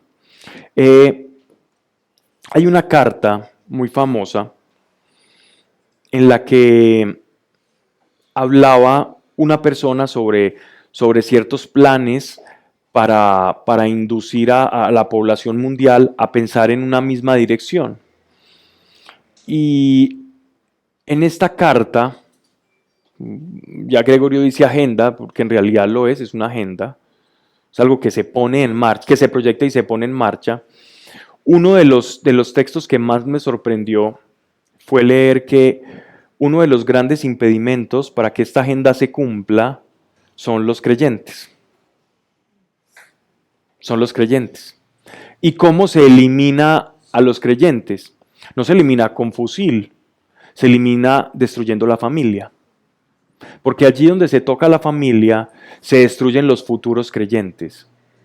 En una familia rota hay caldo de cultivo para que los hijos, que son la herencia de la familia, de la unión constitutiva de la familia, las figuras identitarias primarias, cuando eso se destruye, entonces es caldo de cultivo para que una persona se aleje de Dios. La familia es el núcleo, es el núcleo en que uno recibe las semillas de la fe. Dice: abominable es que los reyes hagan impiedad, pues por la justicia se afirman los tronos. Ahí di el caso de Roma, como cuando más impíos comenzaron a volverse más moralmente degradados, el imperio romano se fue fracturando, algo en que coinciden la mayoría de los historiadores no creyentes incluso. Verso 13. Agradan al rey los labios veraces y ama al que habla rectamente. Verso 14. La cólera del rey es heraldo de la muerte, el hombre sabio lo apacigua. ¿Qué nos están diciendo? Sea sabio y sea manso, independientemente de si el rey es bueno o es malo. No se vaya en contra, no se vaya de frente. Vaya de manera astuta y de tal forma que aquel viendo tus actos pueda cambiar una opinión que tenga. Y eso ha pasado. Miren que todos los grandes reyes de la historia, desde Carlomagno, en lo que era el imperio carolingio, los césares poco a poco fueron perdiendo esa actitud, el de llenarse de consejeros. Cada rey de Europa medieval, por lo menos, así sea por como se dice vulgarmente, por el visaje o por las apariencias, se buscaba un consejero de fe, se buscaba un consejero que practicara la fe. Entonces el director o el abate de un monasterio era el consejero de un rey. Y de esa manera ellos sentían que sus juicios iban a estar mejores. Y estos reyes, estos consejeros, no se iban de frente al rey a decirle: ustedes son unos impíos. No hacían la de Juan Bautista, que fue muy bonita, pero... Entonces ellos iban poco a poco y los iban guiando hacia mejores decisiones. Y ellos se valían muchas veces de estos personajes. Incluso todavía, sobre todo se da más en el Partido Republicano de Estados Unidos, muchas veces los presidentes republicanos, no todos, algunos, buscan un evangelista o un pastor o alguien que sea reconocido en la fe como su consejero. Y para presidir una reunión invitan y hacen oración. Muchos lo hacen. Otros se harán campaña para ganarse votos cristianos con ese tipo de eventos o ese tipo de actos y no reflejar esa fe. Pero todavía está en uso. En Estados Unidos se puede ver todavía esto. Entonces es como intentando cumplir este principio. Verso 16. Mejor adquirir sabiduría que adquirir oro. Otra vez un elogio a la sabiduría. Ya sabemos que la sabiduría lo hemos hablado aquí ampliamente. Todos queremos oro, pero el oro sin sabiduría es perdición. El oro sin sabiduría es completamente perdición. Yo escuchaba a una persona hace ya como 6, 7 años, una persona que se ganó el baloto y la entrevistaban, era una mujer. Por razones de seguridad, pues ella no mostraba su rostro, pero contaba toda la historia. Ella dijo, yo tenía una familia feliz hasta el día en que me gané el baloto. E intenté seguir comprando esa felicidad con lo poco que me fue quedando en el despilfarro que hice de aquello. ¿Ya? E intentaba comprar esa felicidad que antes tenía con eso. Y habló de todo el problema. Y te cuento esta anécdota que me llega pues como a memoria, precisamente porque sin sabiduría no tiene sentido nada. La sabiduría es mejor que el oro. Quien es sabio encuentra el camino a la felicidad. Quien se sabe sabio y está pasando por un momento de infelicidad, tiene la linterna para recuperarla. Quien no tiene sabiduría siempre va a estar hallando o intentando encontrar la felicidad donde no la va a poder hallar. Y se va a volver un círculo vicioso, de lo cual ya hablamos anteriormente. Tener inteligencia vale más que tener plata. Hoy estaba viendo la historia de uno de los grandes empresarios con un gran imperio económico en Estados Unidos, un hombre que llegó huyendo de la Segunda Guerra Mundial, de las persecuciones, y ver la forma tan brillante en que comenzó a hacer plata porque se casó con una mujer que tenía una funeraria, pues su papá, y él vio que esos carros solamente iban a transportar cadáveres una vez por semana, tenía una flota grandísima de limusinas y solamente podrían transportar un cadáver. Y él decía, estos carros perdiéndose tan bonitos, limusina, entonces montó un servicio de limusinas para la gente que se quería sentir estrella de Hollywood por un día y amasó una fortuna grande y empezó a adquirir. Y él decía que el problema no era tener dinero, sino el no ver la oportunidad. Y terminó creando un imperio económico maravilloso que aún a la fecha pues perdura. Entonces, es más o menos lo que están diciendo acá, tener inteligencia vale más que tener plata, porque si tienes inteligencia y te gusta y quieres conseguirla, pues sabes cómo hacerlo o encuentras la oportunidad para hacerlo. Verso 17, que obviamente no es una pirámide, no es en una pirámide. Eso demuestra que quieres plata pero no tienes lo otro. Verso 17, el camino, o no hemos tenido lo otro, por la inteligencia se puede recuperar. El camino derecho es apartarse del mal. Guarda su alma el que guarda su camino.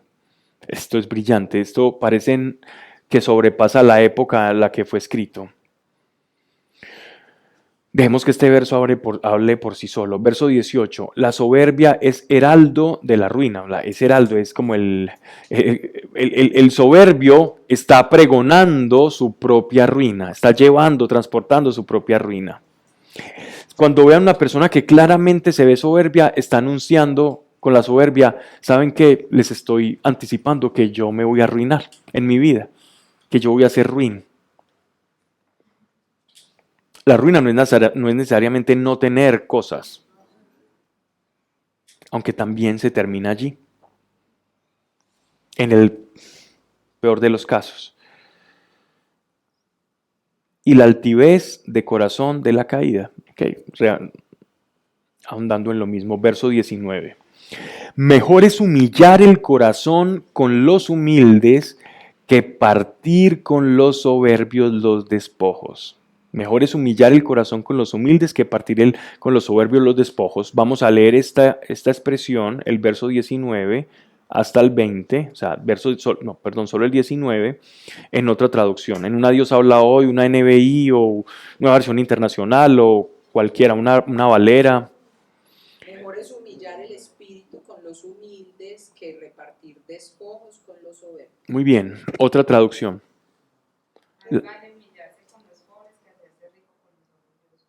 Esa es una traducción que nos facilita mucho el asunto, pero puede ser malinterpretada. Mejor es humillar el espíritu con los humildes que repartir despojos con los soberbios. Ujú.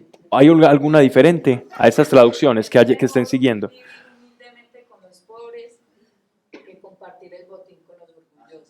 Muy buena, muy buena. ¿Esta es que NBI? La nueva traducción viviente, muy buena. Muy buena traducción porque de pronto si leemos la que estaba leyendo Joana, aunque es muy buena también, pero si uno, por ejemplo, ha sido adoctrinado con entender, por ejemplo, el discurso de Jesús, el Sermón del Monte, cuando dice, bienaventurado el pobre, que eso dice la versión latinoamericana, dice, bienaventurado el pobre porque heredará el reino de los cielos, esa frase, sacada de contexto, llevó a revoluciones o a privilegiar el estado de pobreza por encima de la riqueza. Y en ningún momento la palabra de Dios dice que es mejor ser pobre que rico. Ni tampoco dice que es mejor ser rico que pobre. En ningún momento la palabra de Dios dice que el rico es malo y que el pobre es bueno. Ni tampoco dice que el hombre es malo y que la mujer es buena. Tampoco dice que el niño es bueno y que cuando uno crece se vuelve malo. Todo eso son imaginarios o constructos que se nos ha vendido ideológicamente. Ni el hombre es malo por su raza, por su género, por su edad. El corazón del hombre es único, tiene una tendencia a la maldad. Unos sucumben más a la maldad que otros, pero el problema está en el corazón del hombre. ¿Es que todos los políticos son malos? No, políticos buenos, hay políticos malos. El problema está en el corazón. Hay pobres muy soberbios y hay ricos muy humildes. ¿Qué pasa? Que la riqueza es una tentación para la altivez, para la soberbia, que te haces, que si quieres ser humilde y quieres caminar en la verdad, vas a tener un obstáculo para hacerlo. De ahí viene lo que dice nuestro Señor cuando dice, es más fácil que el rico que un camello pasare por el ojo de una aguja que un rico entre al reino de los cielos. Se está refiriendo a la tentación del dinero y a la capacidad que tiene el dinero de afectar tu corazón. ¿Ya? Que es una tentación que tienes que sortear. No está diciendo que el rico es malo. Pero esas palabras fueron descontextualizadas para llevarnos a nosotros a privilegiar el estado de pobreza por el sobre la riqueza. Y el rey David era rico. Juan Bautista era pobre.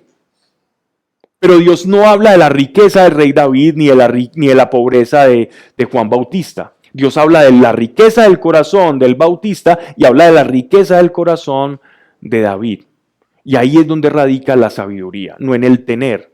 Yo puedo tener con un corazón malo, puedo tener con un corazón bueno, y eso realmente hace la diferencia. La soberbia del heraldo de la ruina, la altivez del corazón de la caída. Mejor es humillar el corazón con los humildes que partir con los soberbios los despojos.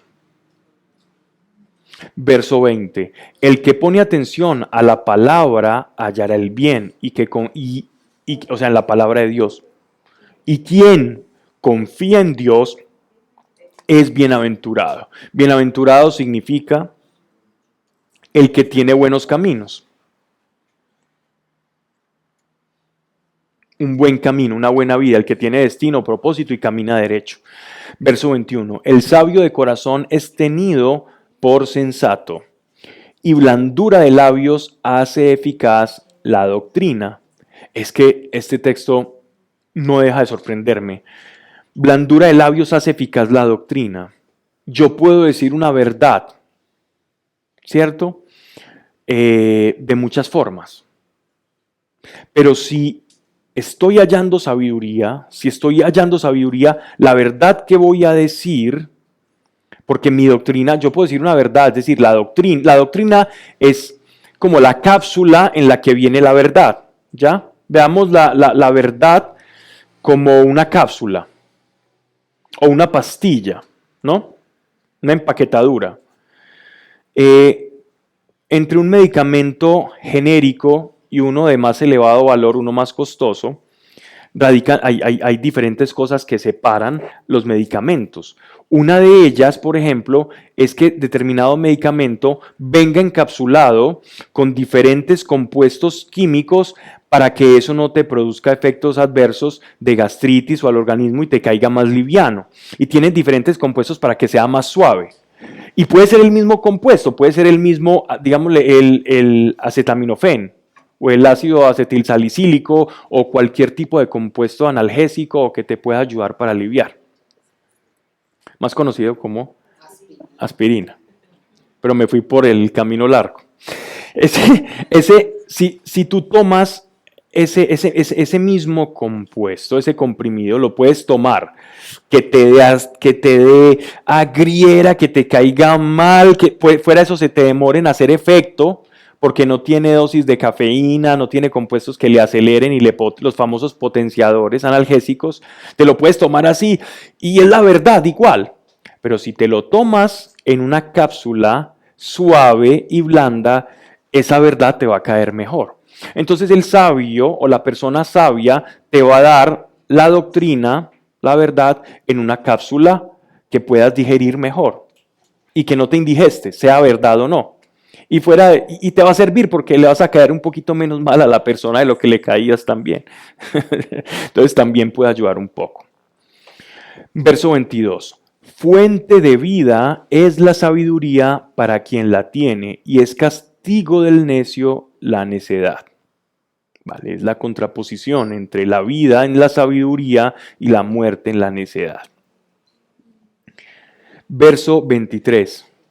¿Hasta qué horas vamos? Que yo a veces... Muy bien. Verso 23. El corazón del sabio hace disertar su boca y con sus labios avalora sus doctrinas. Esto es como el recorrido que hace la sabiduría. La sabiduría es como algo muy abstracto, pero hay que bajarlo a palabras reales. Entonces aquí nos están diciendo cómo nace la sabiduría. ¿Cierto? ¿Qué es una disertación? Dis es un prefijo de separar, ¿ya? De separar algo. Entonces, cuando yo digo, por ejemplo, la palabra, una de la cual hablamos hace años, discriminar, por ejemplo. ¿Qué es discriminar? Es dis, prefijo, separo. ¿Ya? Entonces, yo separo algo de otra cosa. Entonces, la palabra discriminar no es mala. Ah, es que me discriminaron, sí. Venga, ¿se pueden separar los hombres aquí y las mujeres acá? Ay, profe, ¿nos estás discriminando? Sí, los estoy separando hombres de mujeres. Vamos a discriminar, entonces, esta bebida que es diferente en composición de esta. Ay, ¿nos estás discriminando? Sí, porque son diferentes. Eso es discriminar, pero utilizamos mal las palabras.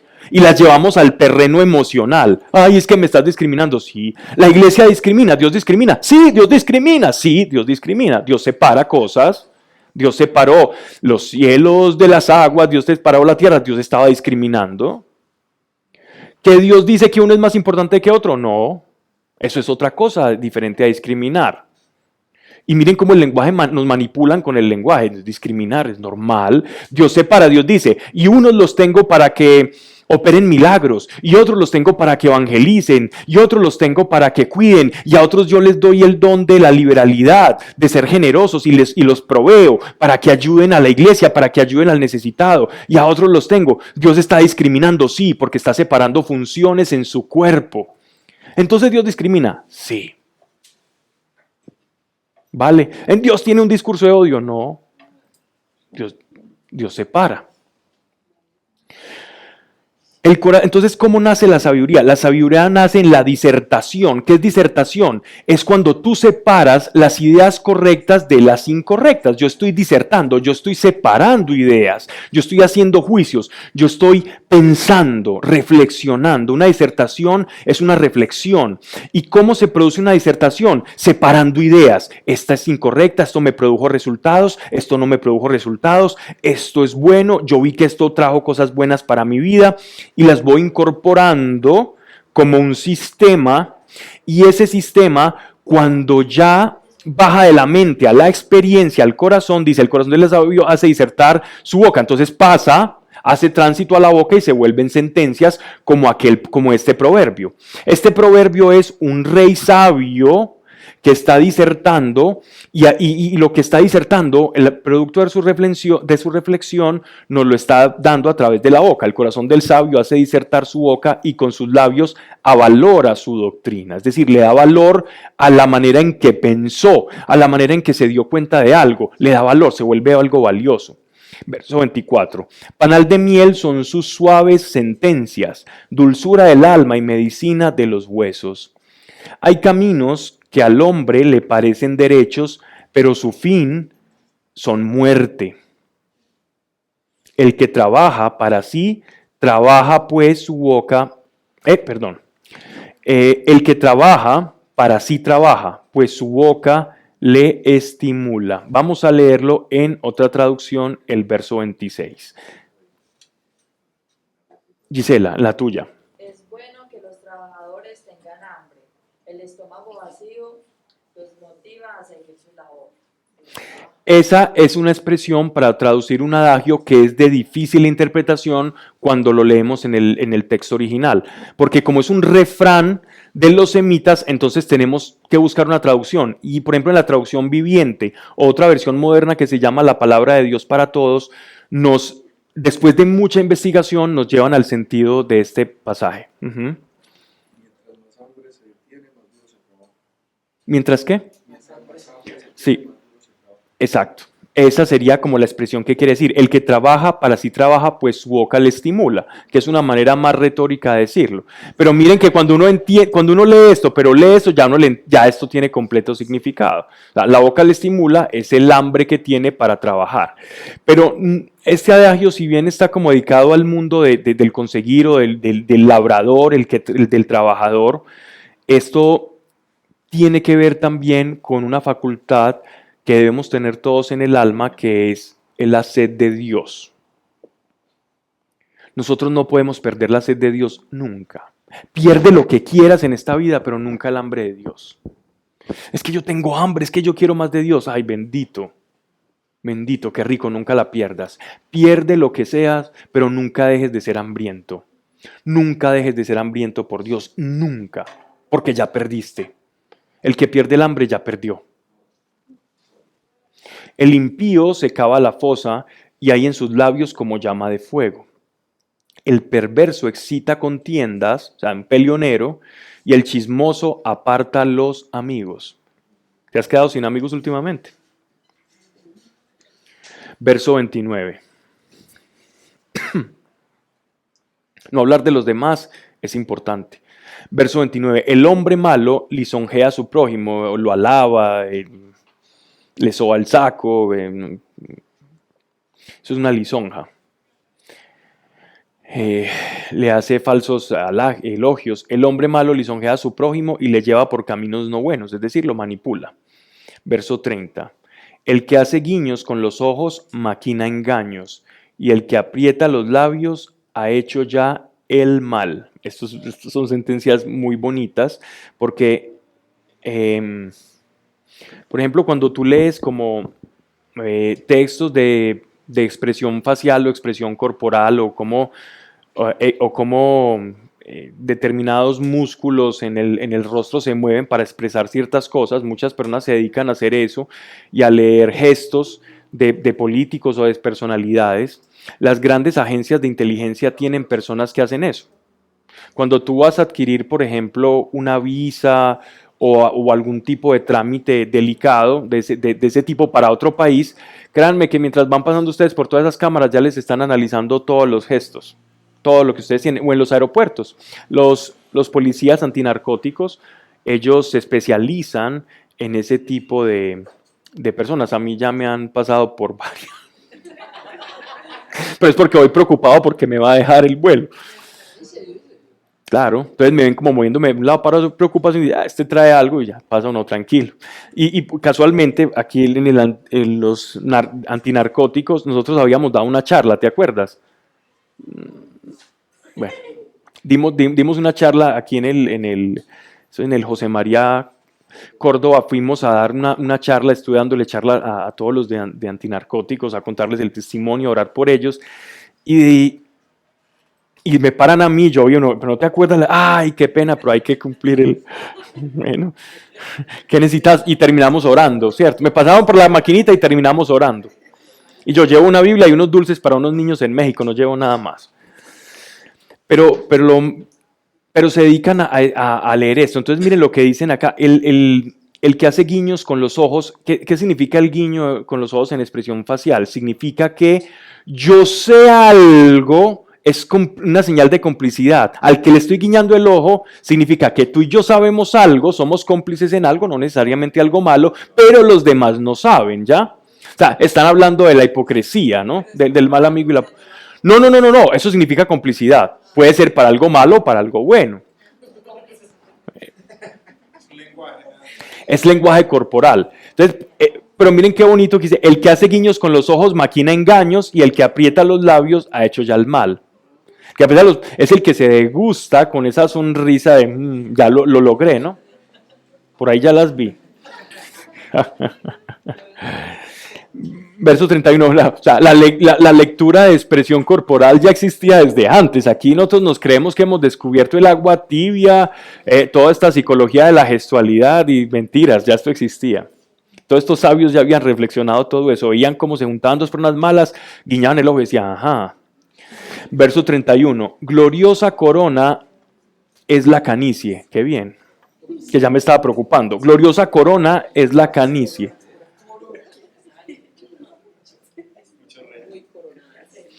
Es por el camino de la justicia cómo se obtiene. O sea, están hablando, la canicie se refiere a una vejez con corona. Qué rico que las canas sean la corona de haber vivido la vida que el Señor y el propósito que Dios me dio y no todo lo contrario. No las canas de los problemas que dicen.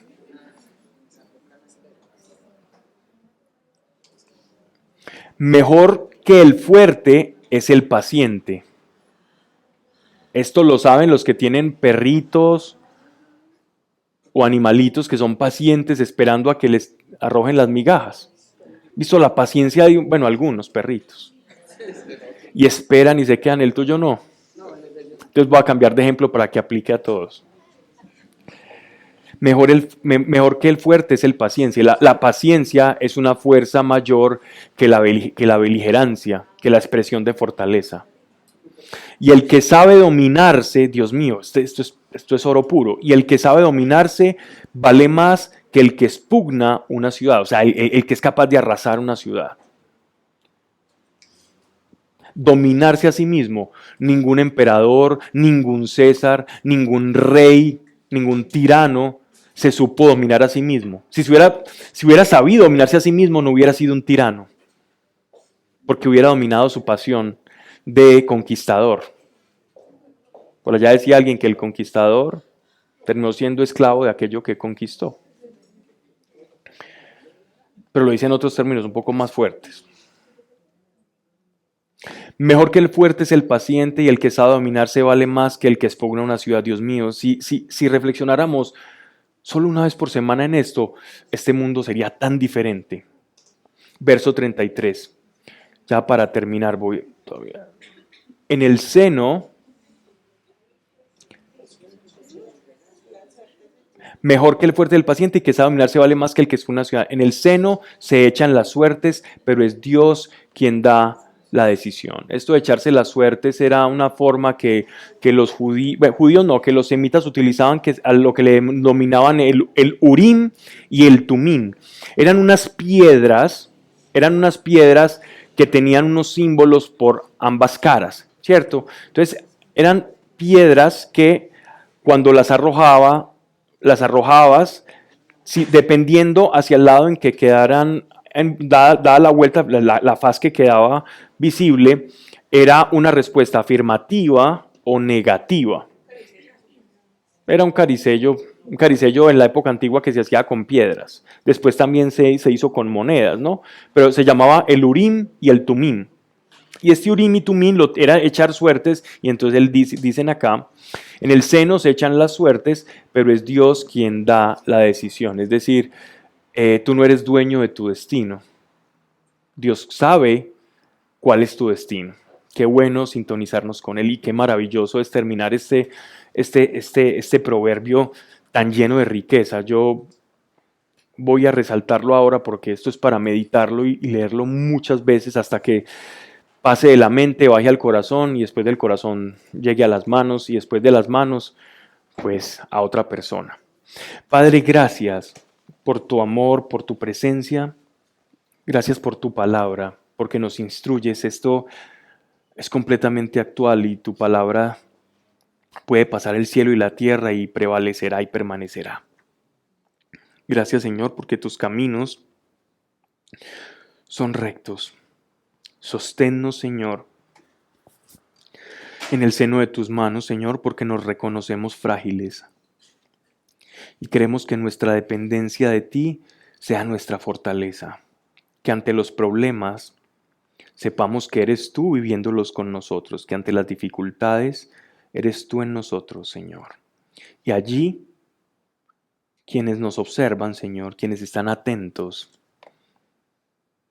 puedan ver un testimonio. Y eres tú. Serán testigos de lo que creemos que es real. Gracias, Dios, Señor. Llévenos en paz a la casa, Señor, y ayúdenos a reflexionar en todas estas sentencias, en todos estos adagios, que es tu palabra y tu sabiduría, en el nombre del Señor Jesucristo. Amén. Gracias a todos.